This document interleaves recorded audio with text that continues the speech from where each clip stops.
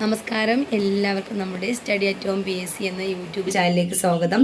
ഇന്ന് നമ്മൾ 6ാമത്തെ chapter geography 9ാം ക്ലാസ്സിലെ ജോഗ്രഫി 2ാം ഭാഗത്ത് 6ാമത്തെ ചാപ്റ്ററാണ് നമ്മൾ എടുക്കാൻ പോകുന്നത്. അപ്പോൾ 5 ചാപ്റ്റർ നമ്മൾ കംപ്ലീറ്റ് ആക്കി കഴിഞ്ഞിട്ടുണ്ട് കേട്ടോ. അപ്പോൾ നമ്മുടെ ക്ലാസ് കാണാത്തവരുണ്ടെങ്കിൽ അതൊക്കെ മുന്നത്തെ ക്ലാസ്സുകളൊക്കെ ഒന്ന് കണ്ട് നോട്ടൊക്കെ എഴുതി നന്നായിട്ട് തന്നെ പഠിച്ചിരിക്കുക. ഇനി വരുന്ന ഏതൊരു എക്സാമുകൾക്കും നമുക്കറിയാം SCRT ഒഴിച്ചുകൂടാനാവാത്തതാണ്. പ്രത്യേകിച്ച് നമ്മുടെ പുതിയ SCRTകൾ തീരെ ആളുകൾ അല്ലെങ്കിൽ ഉദ്യോഗാർത്ഥികൾ നോക്കാത്ത വിഷയമായിരിക്കും. അപ്പോൾ അതുകൊണ്ട് തന്നെ ഒരു പോയിന്റ് പോലും വിടാതെ നമ്മൾ കംപ്ലീറ്റ് ആയിട്ട് ക്ലാസ് എടുത്തിട്ടുണ്ട്. അപ്പോൾ കാണാത്തവരൊക്കെ അതൊന്ന് കണ്ടിട്ട് നമ്മുടെ ഇനിയുള്ള നമ്മുടെ കൂടെ കേട്ടോ. ഓക്കെ അല്ലേ? അപ്പോൾ ഇന്ന് നമ്മൾ എടുക്കാൻ പോകുന്നത് 6ാമത്തെ ജോഗ്രഫി എക്കണോമിക്സ് വിഭാഗത്തിലാണ് ഈ ഒരു ചാപ്റ്റർ വരുന്നത്. 6ാമത്തെ ചാപ്റ്റർ വിലയും വിപണിയും. അപ്പോൾ ഫസ്റ്റിലെ നമുക്ക് ഇവിടെ കുറച്ച് ചിത്രങ്ങളാണ് കൊടുത്തിട്ടുള്ളത്. വീട്, ക്യാമറ, ഭക്ഷണം, ഡ്രസ്സ്, കാറ്, TV ഇങ്ങനെയുള്ള കുറച്ച് ചിത്രങ്ങൾ കൊടുത്തിട്ടുണ്ട്. അപ്പോൾ ഇതിൽ നിന്ന് നമ്മൾ ആവശ്യമുള്ള വസ്തുക്കളെന്നും അതുപോലെ തന്നെ ആഗ്രഹങ്ങൾ നിറവേറ്റാനുള്ള വസ്തുക്കളായിട്ട് നമുക്ക് ഇവയെ കാണാം. അവശ്യ വസ്തുക്കളാവുമ്പോൾ ഇവയിൽ എന്തൊക്കെ ഉൾപ്പെടുന്നത്? ഭക്ഷണം നമുക്ക് ആവശ്യമാണല്ലേ, നമ്മുടെ ജീവിതത്തിൽ ഒഴിച്ചുകൂടാനാവാത്തതാണ് ഭക്ഷണം. അതുപോലെ തന്നെ വസ്ത്രം, വീട് ഒക്കെ നമുക്ക് എന്താണ്, നമ്മുടെ ആവശ്യങ്ങൾ നിറവേറ്റാൻ സഹായിക്കുന്ന വസ്തുക്കളാണ്. എന്നാൽ കാറ്, TV, ക്യാമറ ഇതൊക്കെ എന്താണ്, നമ്മുടെ ആഗ്രഹങ്ങളാണ്. ആഗ്രഹങ്ങൾ നിറവേറ്റാൻ സഹായിക്കുന്ന വസ്തുക്കളാണ്. അപ്പൊ ഇവിടെ ആഗ്രഹങ്ങൾ നിറവേറ്റാൻ സഹായിക്കുന്ന വസ്തുക്കളെന്നും എന്താണ്, അടിസ്ഥാന ആവശ്യങ്ങൾ നിറവേറ്റുന്ന വസ്തുക്കൾ എന്നൊക്കെ നമുക്ക് ഇവിടെ ഈ ഒരു ഇതിനെ തരംതിരിക്കാം. ദൈനംദിന ജീവിതത്തിൽ നമ്മുടെ ആവശ്യങ്ങൾ നിറവേറ്റാൻ സഹായിക്കുന്ന വിവിധ വസ്തുക്കളാണ് ഇവിടെ കൊടുത്തിട്ടുള്ളത്.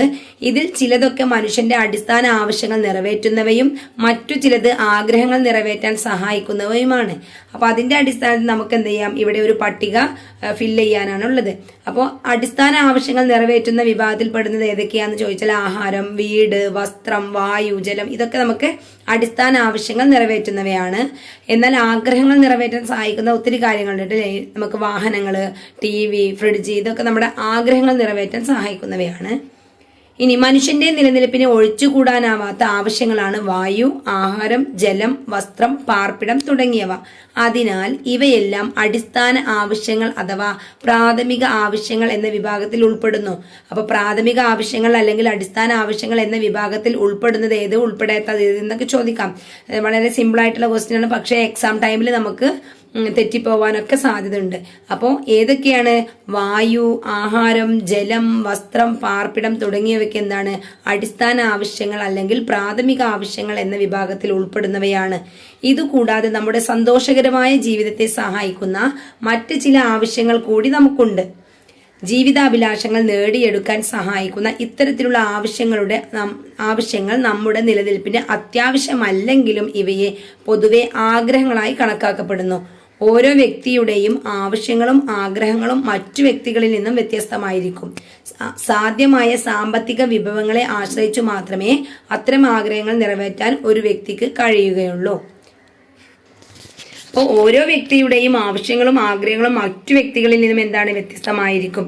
സാധ്യമായ സാമ്പത്തിക വിഭവങ്ങളെ ആശ്രയിച്ചു മാത്രമേ അത്തരം ആഗ്രഹങ്ങൾ നിറവേറ്റാൻ ഒരു വ്യക്തിക്ക് കഴിയുകയുള്ളൂ. ഇനി ഇവിടെ നമുക്ക് എന്താണ്, ആധുനിക മനുഷ്യന് ആഹാരം, വസ്ത്രം, പാർപ്പിടം, വിദ്യാഭ്യാസം, ആരോഗ്യം, വിനോദം തുടങ്ങിയ അനേക ആവശ്യങ്ങളും ആഗ്രഹങ്ങളും ഉണ്ടെന്ന് വ്യക്തമായല്ലോ. ഇവയുടെ പൂർത്തീകരണത്തിന് ആവശ്യമായ സാധനങ്ങളും സേവനങ്ങളും എങ്ങനെയാണ് ഉൽപ്പാദിപ്പിക്കുന്നത്? നമ്മുടെ ആവശ്യങ്ങൾ തിരിച്ചറിഞ്ഞ് സാധനങ്ങളും സേവനങ്ങളും ഉൽപ്പാദിപ്പിക്കുന്നത് ഉൽപാദകരാണ്. നമ്മുടെ ആവശ്യങ്ങൾ തിരിച്ചറിഞ്ഞ് സാധനങ്ങളും സേവനങ്ങളും ഉൽപ്പാദിപ്പിക്കുന്നത് ആരാണ്? ഉൽപാദകരാണ്. ഉദാഹരണത്തിന് വിദ്യാർത്ഥികൾക്ക് ആവശ്യമുള്ള ഒരു വസ്തുവാണ് നോട്ട്ബുക്ക്. പലവിധ സാധന സാമഗ്രികൾ ഉപയോഗപ്പെടുത്തിക്കൊണ്ടാണ് നോട്ട്ബുക്കിന്റെ നിർമ്മാണ പ്രക്രിയ പൂർത്തിയാക്കുന്നത്. അപ്പൊ ഇവിടെ നോട്ട്ബുക്കിന്റെ ഉപയോഗിക്കുന്ന സാധന സാമഗ്രികളുടെ ഒരു ഇതാണ് അത്. ലാസ്റ്റ് അതിന്റെ ഫൈനൽ ഉൽപ്പന്നമായി മാറുന്നത് വരെയുള്ള ആ ഒരു ഇതൊക്കെയാണ് ഇവിടെ കാണുന്നത്. അസംസ്കൃത വസ്തുക്കൾ വേണം, അതുപോലെ വ്യവസായശാലകളിലാണ് അത് ഉണ്ടാക്കുന്നത്. അങ്ങനെ ലാസ്റ്റ് അത് ഒരു ഉൽപ്പന്നമായി മാറുന്നത് അവിടെ കൊടുത്തിട്ടുണ്ട്. നോട്ട്ബുക്ക് നിർമ്മാണത്തിന് മുള, മരത്തിന്റെ പൾപ്പ് തുടങ്ങിയ അസംസ്കൃത വസ്തുക്കളോടൊപ്പം യന്ത്രങ്ങൾ, ഇന്ധനം, കെട്ടിടങ്ങൾ, ഭൂമി, അധ്വാനം എന്നിവയും നാം ഉപയോഗപ്പെടുത്തുന്നു. ഇത്തരത്തിൽ ഉൽപാദന പ്രക്രിയയിൽ ഉപയോഗിക്കുന്ന ഘടകങ്ങളെ നിവേശങ്ങൾ എന്നും ഈ നിവേശങ്ങളെ ഉപയോഗിച്ച് നിർമ്മിക്കുന്ന വസ്തുക്കളെ ഉൽപ്പന്നങ്ങൾ എന്നും വിളിക്കുന്നു. അപ്പൊ എന്താണ് നിവേശങ്ങൾ, എന്താണ് ഉൽപ്പന്നങ്ങൾ എന്ന് മനസ്സിലാക്കി തരികയാണ് ഇവിടെ. ഉൽപാദന പ്രക്രിയയിൽ ഉപയോഗിക്കുന്ന ഘടകങ്ങളെ നമ്മൾ നിവേശങ്ങൾ എന്നും ഈ നിവേശങ്ങൾ ഉപയോഗിച്ച് നിർമ്മിക്കുന്ന വസ്തുക്കളെയാണ് ഉൽപ്പന്നങ്ങൾ എന്നും പറയുന്നത്. നിവേശങ്ങളെ ഉൽപ്പന്നങ്ങളാക്കി മാറ്റുന്ന പ്രക്രിയയാണ് ഉൽപാദനം. നിവേശങ്ങളെ ഉൽപ്പന്നങ്ങളാക്കി മാറ്റുന്ന പ്രക്രിയയാണ് ഉൽപാദനം അഥവാ പ്രൊഡക്ഷൻ. ഉൽപാദന പ്രക്രിയയിലൂടെയാണ് നാം ഉപയോഗിക്കുന്ന എല്ലാ ഉൽപ്പന്നങ്ങളും ഉണ്ടാകുന്നത്. അപ്പൊ നിവേശങ്ങളാണ് എന്തായി മാറുന്നത്? ഉൽപ്പന്നമായി മാറുന്നത്. ഉൽപാദന പ്രക്രിയയിലൂടെ അല്ലെ. ഇനി ഇവിടെ എന്താണ് നിവേശങ്ങൾ എന്ന വിഭാഗത്തിൽ ഉൾപ്പെടുന്നത് ഏതൊക്കെയാണ്? യന്ത്രങ്ങൾ, കെട്ടിടങ്ങൾ, സംഘാടനം, ഭൂമി, അധ്വാനം എല്ലാം നമുക്ക് എന്താണ് നിവേശങ്ങൾ എന്ന അതിൽ ഉൾപ്പെടുത്താൻ കഴിയും. കാരണം അതെല്ലാം ഉപയോഗിച്ചുകൊണ്ടാണ് നമ്മൾ ഉൽപ്പന്നമാക്കി തീർക്കുന്നത്. അപ്പൊ അതിന് ഉപയോഗിക്കുന്ന ഉൽപാദന ഘടകങ്ങളിൽ ഉപയോഗിക്കുന്ന എല്ലാ വസ്തുക്കളെയും നമുക്ക് നിവേശങ്ങൾ എന്ന് പറയാം. അടുത്തത് ഉൽപാദന ധർമ്മം, പ്രൊഡക്ഷൻ ഫംഗ്ഷൻ. ഉൽപ്പന്നങ്ങളുടെ ആവശ്യങ്ങൾ കൂടുതലാണെങ്കിൽ അതിന്റെ ഉൽപാദനം വർദ്ധിപ്പിക്കേണ്ടതായി വരും അല്ലെ. ഉൽപ്പന്നങ്ങളുടെ ആവശ്യം, ഒരു വസ്തുവിന്റെ ആവശ്യം കൂടുതലാണെങ്കിൽ ആ വസ്തു എന്ത് ചെയ്യണം? കൂടുതലായിട്ട് വർദ്ധിപ്പിക്കേണ്ടി വരും. ഇതിനായി ഉൽപാദകർക്ക് സ്വീകരിക്കാവുന്ന വിവിധ മാർഗങ്ങളാണ് ഇവിടെ കൊടുത്തിട്ടുള്ളത്. ഒന്നെന്താ? നിവേശങ്ങളുടെ അളവ് വർദ്ധിപ്പിക്കാം. അതായത് ഉൽപ്പന്നങ്ങൾ കൂടുതൽ ഉണ്ടാക്കണമെങ്കിൽ അതിലേക്ക് ആവശ്യമായിട്ടുള്ള നിവേശങ്ങളുടെ അളവ് വർദ്ധിപ്പിക്കണം. മികച്ച സാങ്കേതിക വിദ്യ ഉപയോഗപ്പെടുത്താം. അടുത്തത് ഉൽപാദക ഘടകങ്ങളുടെ ഉൽപാദനക്ഷമത വർദ്ധിപ്പിക്കാം. ഉൽപ്പന്നങ്ങളുടെ ആവശ്യം കൂടുതലാണെങ്കിൽ എന്താണ്? ഉൽപാദനം വർദ്ധിപ്പിക്കേണ്ടതായി വരും.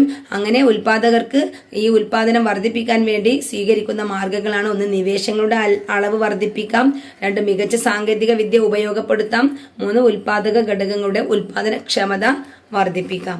ഇത്തരത്തിൽ ആവശ്യങ്ങൾക്ക് അനുസരിച്ച് ഉൽപ്പാദിപ്പിക്കുന്ന ഉൽപ്പന്നങ്ങളുടെ അളവ് കൂട്ടുകയോ കുറക്കുകയോ ചെയ്യാം. ഉൽപ്പന്നത്തിന്റെ അളവ് അത് ഉൽപ്പാദിപ്പിക്കുന്നതിനായി ഉപയോഗപ്പെടുത്തിയ നിവേശങ്ങളുടെ അളവിനെയും അവയുടെ ക്ഷമതയെയും ആശ്രയിച്ചിരിക്കും. എന്താണ്? ഉൽപ്പന്നത്തിന്റെ അളവ് അത് ഉൽപ്പാദിപ്പിക്കുന്നതിനായി ഉപയോഗപ്പെടുത്തിയ നിവേശങ്ങളുടെ അളവിനെയും അവയുടെ ഉൽപാദനക്ഷമതയെയും ആശ്രയിച്ചിരിക്കുന്നു. അപ്പൊ ഇവിടെ ഒരു ബോക്സിൽ കൊടുത്തിട്ടുണ്ട്: ഒരു നിശ്ചിത കാലയളവിൽ ഉൽപാദന പ്രക്രിയയിൽ ഉപയോഗിച്ചിട്ടുള്ള നിവേശങ്ങളും നിർമ്മിക്കപ്പെടുന്ന ഉൽപ്പന്നങ്ങളും തമ്മിലുള്ള സാങ്കേതിക ബന്ധമാണ് ഉൽപാദന ധർമ്മം. ഒരു നിശ്ചിത കാലയളവിൽ ഉൽപാദന പ്രക്രിയയിൽ ഉപയോഗിച്ചിട്ടുള്ള നിവേശങ്ങളും നിർമ്മിക്കപ്പെടുന്ന ഉൽപ്പന്നങ്ങളും തമ്മിലുള്ള സാങ്കേതിക ബന്ധമാണ് ഉൽപാദന ധർമ്മം. ഈ ബന്ധത്തെ നമുക്കൊരു സമവാക്യത്തിന്റെ രൂപത്തിൽ എഴുതാൻ സാധിക്കും.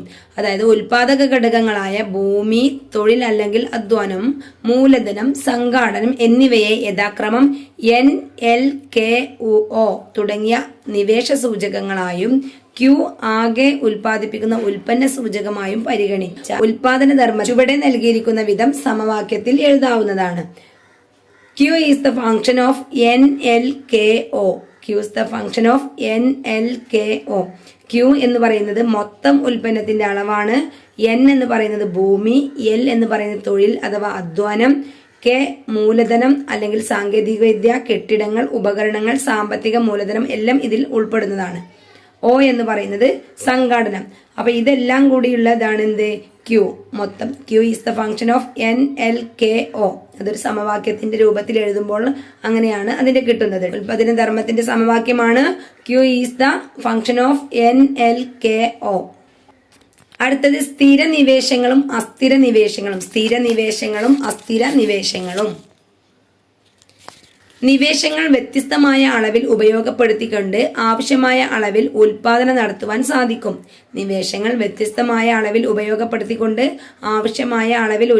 നടത്താൻ സാധിക്കും. എല്ലാ നിവേശങ്ങളുടെയും അളവ് വർദ്ധിപ്പിക്കാൻ കഴിയുമോ എന്ന് ചോദിച്ചാൽ ചുരുങ്ങിയ കാലയളവിനുള്ളിൽ എല്ലാ നിവേശങ്ങളുടെയും അളവിൽ മാറ്റം വരുത്താൻ കഴിയുകയില്ല. ചുരുങ്ങിയ കാലയളവിനുള്ളിൽ എല്ലാ നിവേശങ്ങളുടെയും അളവിൽ മാറ്റം വരുത്താൻ കഴിയുകയില്ല.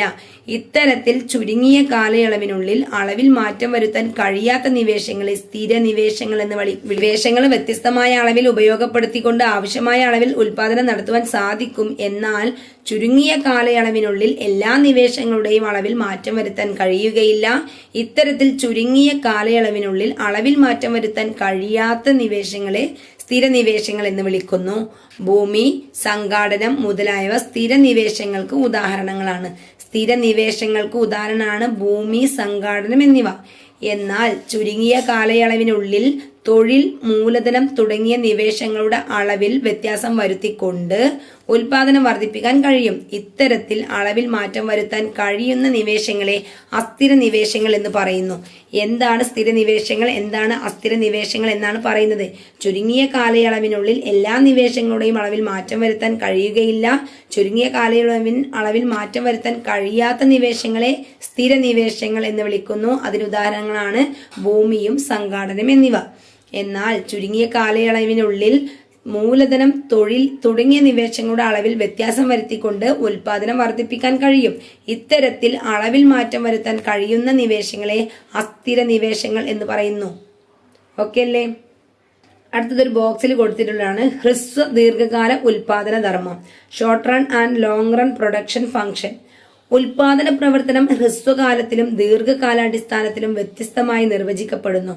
ഒരു ഉൽപാദന സംരംഭത്തിലെ ഉൽപാദന പ്രക്രിയയിൽ ഏതെങ്കിലും ഒരു നിവേശമെങ്കിലും സ്ഥിരമായി നിൽക്കുന്ന സമയത്തെ അല്ലെങ്കിൽ സമയപരിധിയെ കാല ഉൽപാദന ധർമ്മം എന്നും എല്ലാ നിവേശങ്ങളും ഉൽപാദന പ്രക്രിയയിൽ മാറുന്ന ഘട്ടത്തെ ദീർഘകാല ഉൽപാദന ധർമ്മം എന്നും നിർവചിക്കപ്പെട്ടിരിക്കുന്നു. ഒന്നുകൂടെ പറയാം.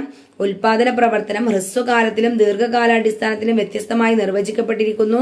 ഒരു ഉൽപാദന സംരംഭത്തിലെ ഉൽപാദന പ്രക്രിയയിൽ ഏതെങ്കിലും ഒരു നിവേശമെങ്കിലും സ്ഥിരമായി നിൽക്കുന്ന സമയത്തെ അല്ലെങ്കിൽ സമയപരിധിയെ ഹ്രസ്വകാല ഉൽപാദന ധർമ്മം എന്നും എല്ലാ നിവേശങ്ങളും ഉൽപാദന പ്രക്രിയയിൽ മാറുന്ന ഘട്ടത്തെ ദീർഘകാല ഉൽപാദന ധർമ്മം എന്നും നിർവചിക്കപ്പെട്ടിരിക്കുന്നു. അപ്പൊ ഇവിടെ ഒരു ഡയഗ്രാം പൂർത്തിയാക്കാനാണ് അസ്ഥിര നിവേശങ്ങൾ എന്നും സ്ഥിര നിവേശങ്ങൾ എന്നും തരംതിരിച്ചിട്ട്. സ്ഥിര നിവേശങ്ങൾ ഏതൊക്കെയാണെന്ന് വെച്ചാൽ സംഘാടനം, ഭൂമി അല്ലെ. അസ്ഥിര നിവേശങ്ങളാണ് നമ്മൾ പറഞ്ഞത് തൊഴിൽ മൂലധനം അസ്ഥിര നിവേശങ്ങളും ഭൂമി, സംഘാടനം എന്നിവ സ്ഥിര നിവേശങ്ങൾക്കും ഉദാഹരണങ്ങളാണ്. അടുത്ത ഉപഭോഗം, ഉപഭോക്താവ്, കൺസപ്ഷൻ ആൻഡ് കൺസ്യൂമർ അല്ലെ. ഉപഭോഗം, ഉപഭോക്താവ്. ഉൽപാദന പ്രക്രിയയിലൂടെ ഉൽപ്പാദിപ്പിക്കുന്ന സാധനങ്ങളും സേവനങ്ങളും ഉപയോഗപ്പെടുത്തിയാണ് മനുഷ്യൻ തന്റെ ആവശ്യങ്ങൾ നിറവേറ്റുന്നത്.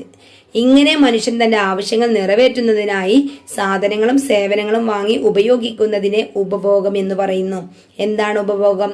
മനുഷ്യൻ തന്റെ ആവശ്യങ്ങൾ നിറവേറ്റുന്നതിനായി സാധനങ്ങളും സേവനങ്ങളും വാങ്ങി ഉപയോഗിക്കുന്നതിനെയാണ് ഉപഭോഗം അല്ലെങ്കിൽ കൺസപ്ഷൻ എന്ന് പറയുന്നത്. വില കൊടുത്തോ കൊടുക്കണമെന്ന കരാറിലോ സാധനമോ സേവനമോ വാങ്ങി ഉപയോഗിക്കുന്ന ആളാണ് ഉപഭോക്താവ്.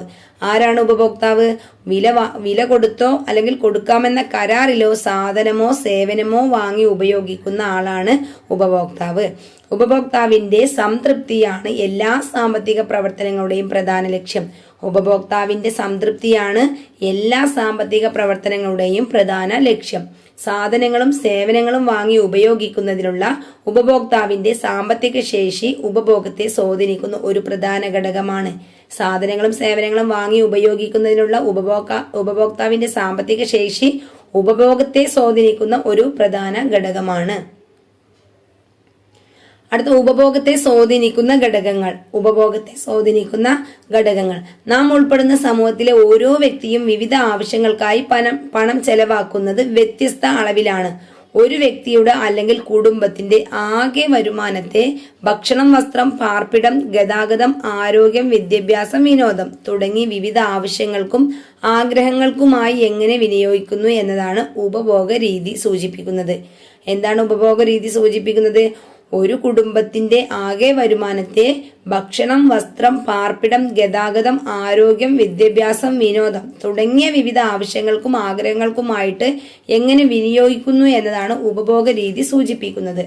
ഉപഭോഗ രീതി ഓരോ വ്യക്തികളിലും വ്യത്യസ്തമായിരിക്കും. ഇതിനെ പല ഘടകങ്ങളും സ്വാധീനിക്കുന്നുണ്ട്. ഉപഭോഗ രീതി എന്താണ്?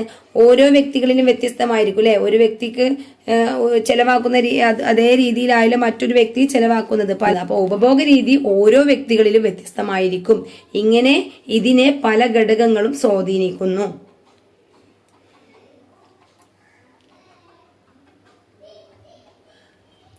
അപ്പോൾ ഉപഭോഗത്തെ സ്വാധീനിക്കുന്ന ഘടകങ്ങളാണ് അവിടെ കൊടുക്കാനുള്ളത്. ഒന്ന് കാലാവസ്ഥ, രണ്ട് പാരിസ്ഥിതിക അവബോധം എന്താണ്, പിന്നെ ഉപഭോക്താക്കളുടെ അഭിരുചികളും താല്പര്യങ്ങളും ഒക്കെ എന്താണ് വ്യത്യസ്തമായിരിക്കുമല്ലോ. അപ്പൊ അത് അവിടെ നിന്ന് ഫില്ല് ചെയ്യാനാണ്. വിവിധ ആവശ്യങ്ങൾ നിറവേറ്റുന്നതിനായി വ്യക്തികളും കുടുംബങ്ങളും മാത്രമല്ല ഗവൺമെന്റും വിവിധ സ്ഥാപനങ്ങളും സംഘടനകളുമെല്ലാം ഉപഭോഗം നടത്തുന്നു. വിവിധ ആവശ്യങ്ങൾ നിറവേറ്റുന്നതിനായിട്ട് വ്യക്തികളും കുടുംബങ്ങളും മാത്രമല്ല ഗവൺമെന്റും വിവിധ സ്ഥാപനങ്ങളും സംഘടനകളും എല്ലാം എന്താണ് ഉപഭോഗം നടത്തുന്നു. പരിമിതമായ വിഭവങ്ങളും വർദ്ധിച്ചു വരുന്ന ആവശ്യങ്ങളും ആഗ്രഹങ്ങളും ഇന്നത്തെ സമ്പദ് വ്യവസ്ഥ നേരിടുന്ന പ്രധാന വെല്ലുവിളിയാണ്. അപ്പൊ ഇന്നത്തെ സമ്പദ് വ്യവസ്ഥ നേരിടുന്ന പ്രധാന വെല്ലുവിളിയാണെന്ത്? പരിമിതമായ വിഭവങ്ങൾ കുറച്ചേ ഉള്ളൂ അല്ലെ. വർദ്ധിച്ചു വരുന്ന ആവശ്യങ്ങളും ആഗ്രഹങ്ങളും, മനുഷ്യന്റെ ആവശ്യങ്ങളും ആഗ്രഹങ്ങളും എന്താണ്? ഒത്തിരി കൂടുതലാണ്. അപ്പൊ വളരെ കുറച്ച് വിഭവങ്ങളേ ഉള്ളൂ. എന്നാൽ മനുഷ്യന്റെ ആഗ്രഹങ്ങൾ എന്താണ്? പരിധിക്ക് പുറത്താണ്. അതുകൊണ്ട് എന്താണ് സാമ്പത്തിക വ്യവസ്ഥ അല്ലെ നേരിടുന്ന പ്രധാന ഒരു വെല്ലുവിളിയാണത്. വിഭവങ്ങളുടെ ചൂഷണത്തിനും ദുരുപയോഗത്തിനും വർദ്ധിച്ചു വരുന്ന ജനസംഖ്യയും ഒരു പ്രധാന കാരണമാകുന്നു. വിഭവങ്ങളുടെ ചൂഷണത്തിനും ദുരുപയോഗത്തിനും വർദ്ധിച്ചു വരുന്ന ജനസംഖ്യ ഒരു പ്രധാന കാരണമാകുന്നു. ഭാവി തലമുറയുടെ ആവശ്യങ്ങൾ കൂടി പരിഗണിച്ചുകൊണ്ട് അവയെ കൂടി നിറവേറ്റാൻ കഴിയും വിധം നിലവിലെ വിഭവങ്ങളെ മെച്ചപ്പെട്ട രീതിയിൽ ശാസ്ത്രീയമായ ഉപയോഗപ്പെടുത്തേണ്ടതുണ്ട്. അപ്പൊ നമുക്ക് മാത്രമല്ല നമ്മുടെ ഭാവി തലമുറകൾ കൂടി വളർന്നു വരുന്നുണ്ട് അല്ലെ. അവർക്ക് കൂടി അവരുടെ ആവശ്യങ്ങൾ കൂടി പരിഗണിച്ചുകൊണ്ട് അവയെ കൂടി നിറവേറ്റാൻ കഴിയും വിധം നിലവിലെ വിഭവങ്ങളെ മെച്ചപ്പെട്ട രീതിയിൽ ശാസ്ത്രീയമായി ഉപയോഗപ്പെടുത്തേണ്ടതുണ്ട്. അടുത്ത സുസ്ഥിര ഉപഭോഗം സസ്റ്റൈനബിൾ കൺസപ്ഷൻ. പാരിസ്ഥിതിക ആഘാതം കുറക്കുന്ന രീതിയിലുള്ള സാധനങ്ങളുടെയും സേവനങ്ങളുടെയും ഉപഭോഗമാണ് സുസ്ഥിര ഉപഭോഗം. എന്താണ് സുസ്ഥിര ഉപഭോഗം? പാരിസ്ഥിതിക ആഘാതം അല്ലെ, പരിസ്ഥിതിക്ക് ആഘാതം നിൽക്കുന്ന തരത്തിലുള്ളതല്ലാതെ പരിസ്ഥിതിയോട് ഇണങ്ങി നിൽക്കുന്ന രീതിയിലുള്ള സാധനങ്ങളുടെയും സേവനങ്ങളുടെയും ഉപഭോഗമാണ് സുസ്ഥിര ഉപഭോഗം. ഭാവി തലമുറക്കായി കരുതി വെച്ചുകൊണ്ടുള്ള വിഭവങ്ങളുടെ പുനരുപയോഗ ക്രമമാണ് സുസ്ഥിര ഉപഭോഗത്തിലൂടെ ലക്ഷ്യമിടുന്നത്. ഭാവി തലമുറക്ക് കൂടി കരുതി വെക്കുന്ന രീതിയിലുള്ള വിഭവങ്ങളുടെ പുനരുപയോഗ ക്രമമാണ് സുസ്ഥിര ഉപഭോഗത്തിലൂടെ ലക്ഷ്യമിടുന്നത്. സുസ്ഥിര ഉപഭോഗം എന്ന ആശയം സുസ്ഥിര ഉൽപാദനവും സുസ്ഥിര വികസനവുമായി ബന്ധപ്പെട്ട് നിരവധി പൊതു സവിശേഷതകൾ പങ്കിടുന്നു. ഐക്യരാഷ്ട്രസഭയുടെ സുസ്ഥിര വികസന ലക്ഷ്യങ്ങളിൽ 12ാമത്തേത് സുസ്ഥിര ഉപഭോഗവും സുസ്ഥിര ഉൽപാദന രീതിയും ഉറപ്പാക്കേണ്ടതിന്റെ ആവശ്യകത ചൂണ്ടിക്കാട്ടുന്നു. ഐക്യരാഷ്ട്രസഭയുടെ സുസ്ഥിര വികസന ലക്ഷ്യങ്ങളിൽ എത്രാമത്തേതാണ്? 12ാമത്തേത്. സുസ്ഥിര ഉപഭോഗവും സുസ്ഥിര ഉൽപാദന രീതിയും ഉറപ്പാക്കേണ്ടതിന്റെ ആവശ്യകത ചൂണ്ടിക്കാട്ടുന്നു. ഇത് നിലവിലുള്ള തലമുറയുടെയും ഭാവി തലമുറയുടെയും ഉപജീവന മാർഗം നിലനിർത്താനുള്ള താക്കോലാണ്. ഇത് നിലവിലുള്ള തലമുറയുടെയും ഭാവി തലമുറയുടെയും ഉപജീവനം നിലനിർത്താനുള്ള താക്കോലാണ്. അപ്പോൾ മഹാത്മാഗാന്ധിജിയുടെ ഒരു വാക്കുകളാണ് ഇവിടെ കൊടുത്തിട്ടുള്ളത്. നന്നായിട്ട് ഇത് ശ്രദ്ധിച്ചിരിക്കുക. എല്ലാവരുടെയും ആവശ്യങ്ങൾ നിർവഹിക്കാനുള്ള വിഭവങ്ങൾ ഭൂമിയിലുണ്ട്. എന്നാൽ ഒരാളുടെ പോലും അത്യാർത്തി പരിഹരിക്കാൻ അത് തികയുകയുമില്ല. അപ്പൊ ഗാന്ധിജിയുടെ നല്ലൊരു വാക്കാണ് ഇത്. ലഭിക്കാനുള്ള വിഭവങ്ങൾ ഭൂമിയിലുണ്ട്, എന്നാൽ ഒരാളുടെ പോലും അത്യാർത്തി പരിഹരിക്കാൻ അത് തികയുകയില്ല. ഇത് ആരുടെ വാക്കുകൾ? PSCക്ക് ചോദിക്കാറുണ്ട്. ഇത് ആരുടെ വാക്കുകൾ? ആരാണ്? മഹാത്മാഗാന്ധി. അടുത്ത സുസ്ഥിര ഉൽപാദനം. പ്രകൃതി വിഭവങ്ങളുടെയും അസംസ്കൃത വസ്തുക്കളുടെയും ചൂഷണവും ദുരുപയോഗവും പരമാവധി കുറച്ചുകൊണ്ട് സാധനങ്ങളും സേവനങ്ങളും ഉൽപ്പാദിപ്പിക്കുക എന്നുള്ളതാണ് സുസ്ഥിര ഉൽപാദനത്തിന്റെ പ്രഥമ ലക്ഷ്യം. പ്രകൃതി വിഭവങ്ങളുടെയും അസംസ്കൃത വസ്തുക്കളുടെയും ചൂഷണവും ദുരുപയോഗവും പരമാവധി കുറച്ചുകൊണ്ട് സാധനങ്ങളും സേവനങ്ങളും ഉൽപ്പാദിപ്പിക്കുക എന്നുള്ളതാണ് സുസ്ഥിര ഉൽപാദനത്തിന്റെ പ്രഥമ ലക്ഷ്യം. ഇവ കൂടാതെ മറ്റു ലക്ഷ്യങ്ങൾ കൂടിയുണ്ട്. ഒന്നെന്താ? വിഭവങ്ങളുടെ ഫലപ്രദമായ ഉപയോഗത്തിലൂടെ പാരിസ്ഥിതിക ആഘാതങ്ങൾ കുറയ്ക്കുക. വിഭവങ്ങളുടെ ഫലപ്രദമായ ഉപയോഗത്തിലൂടെ പാരിസ്ഥിതിക ആഘാതങ്ങൾ കുറയ്ക്കുക. അടുത്തത് വിഭവങ്ങളുടെ പുനരുൽപാദന സാധ്യത പരമാവധി പ്രയോജനപ്പെടുത്തുക.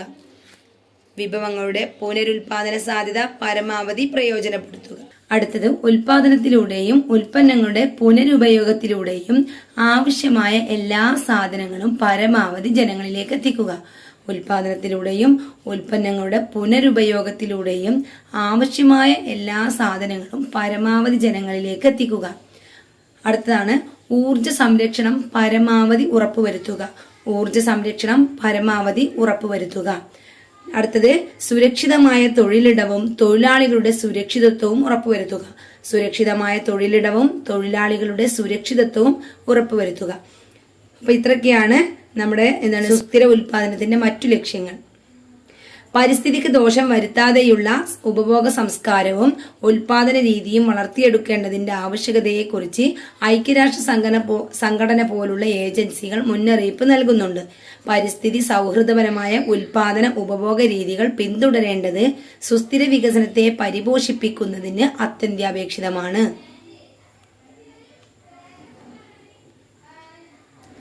അടുത്ത വരുന്നത് സുസ്ഥിര വികസനം. സുസ്ഥിര വികസനം രാജ്യത്തിന്റെ സാമ്പത്തിക വളർച്ചയെയും പുരോഗതിയെയും ലക്ഷ്യമിട്ട് നാം വിവിധ വികസന പ്രവർത്തനങ്ങളിലൂടെ കടന്നു പോകുമ്പോൾ പലപ്പോഴും അത് പ്രകൃതി വിഭവങ്ങളുടെ ചൂഷണത്തിനും പാരിസ്ഥിതിക നാശത്തിനും ഇടയാക്കുന്നു. വികസന പ്രവർത്തനങ്ങൾ രാജ്യത്തിന്റെ സാമ്പത്തിക പുരോഗതിയിലും ജനങ്ങളുടെ ജീവിത നിലവാരത്തിനും അനുകൂലമായ മാറ്റങ്ങൾ സൃഷ്ടിക്കുന്നുവെങ്കിലും നിരവധി സാമൂഹിക പാരിസ്ഥിതിക പ്രശ്നങ്ങൾക്ക് കാരണമാകുകയും ചെയ്യുന്നു. രാജ്യത്തിന്റെ സാമ്പത്തിക വളർച്ചയെയും പുരോഗതിയെയും ലക്ഷ്യമിട്ട് നാം വിവിധ വികസന പ്രവർത്തനങ്ങളിലൂടെ കടന്നു പോകുമ്പോൾ പലപ്പോഴും അത് പ്രകൃതി വിഭവങ്ങളുടെ ചൂഷണത്തിനും പരിസ്ഥിതി നാശത്തിനും ഇടയാക്കുന്നു.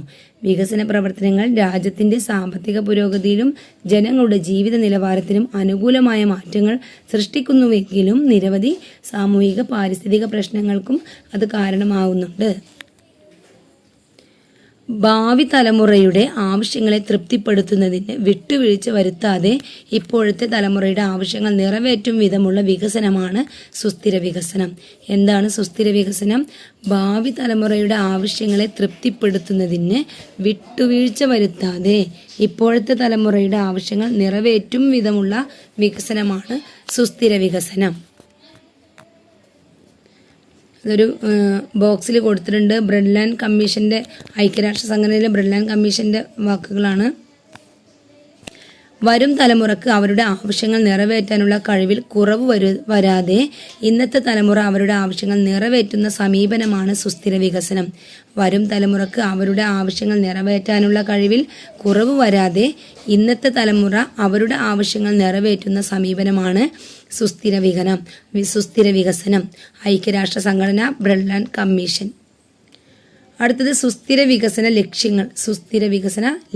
ഐക്യരാഷ്ട്രസഭ മുന്നോട്ട് വെച്ച 17 ലക്ഷ്യങ്ങളുടെ സഞ്ചയമാണ് സുസ്ഥിര വികസന ലക്ഷ്യങ്ങൾ.